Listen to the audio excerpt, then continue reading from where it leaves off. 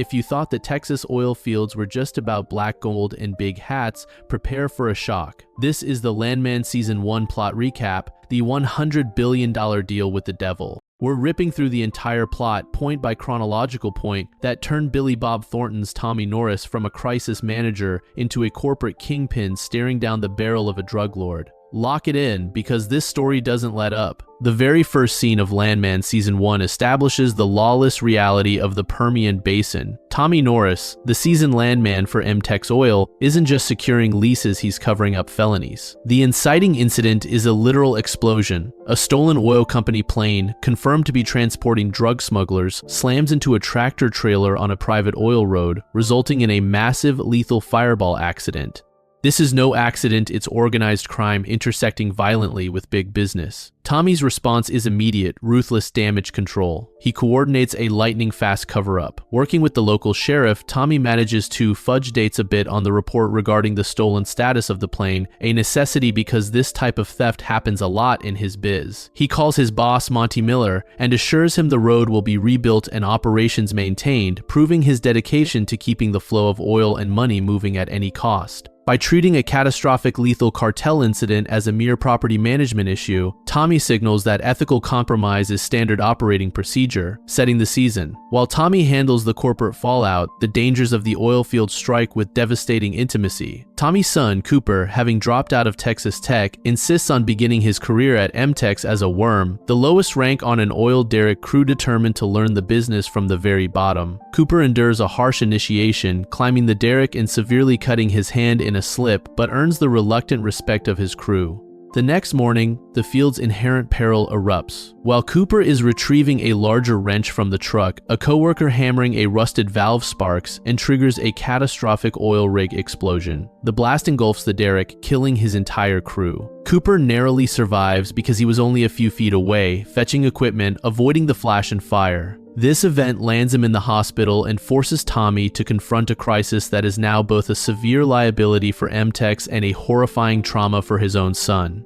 The stakes are no longer about land rights, they are about life and death. The fatal explosion triggers an intense legal drama for M-Tex, putting Tommy's neck on the line professionally. To manage the crippling corporate liability and media fallout, Tommy is forced into a crucial partnership with attorney Rebecca Falcone. Their professional collaboration deepens as they navigate the courtroom and boardroom battles, executing damage control and managing the complex financial threats facing M-Tex in the wake of the accident. Concurrently, Tommy's deeply fractured family life sees massive developments, proving that wealth and ambition are inextricably linked to personal relationships in this ecosystem. His 17-year-old daughter, Ainsley, comes to stay, quickly realizing her boyfriend, Dakota, is completely uninterested in her future, prioritizing his own life. She finds emotional comfort with her father, marking a critical turning point in their relationship. More dramatically, Tommy's ex-wife, Angela Russo, re-enters his life with an explosive declaration. Tommy and Angela constantly butt heads over the past, even as she announces her intention to leave her current husband and proposes reconciliation, explicitly tying her return to the season's theme of the sting of second chances. This family drama is often set against scenes that underscore the transactional nature of the Permian Basin power structure,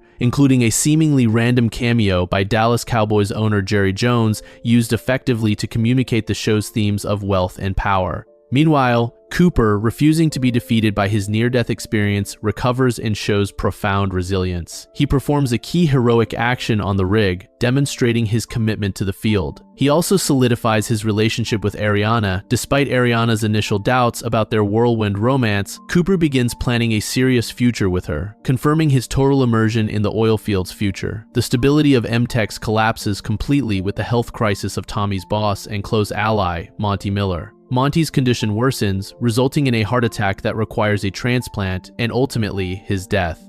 This sudden power vacuum places Tommy in a position of temporary control over the company and Monty's estate. In this defining moment, Tommy advises caution. Recognizing the hazardous path that lies ahead, he urges Monty's wife, Kami, to sell the company, liquidate the assets, and secure her family's financial future for generations. But Kami, driven by an unyielding hunger for exponential growth, rejects this safe counsel. She decides instead to pursue a high-risk, all-or-nothing drilling venture centered on the highly volatile Wolf Camp project. Kami's reckless ambition overrides professional wisdom, binding Tommy to an operation predicated on maximum risk, guaranteeing that the corporate stakes will continue to spiral out of control. All of Tommy's past ethical compromises from the opening moments of the season converge in a brutal reckoning in the finale.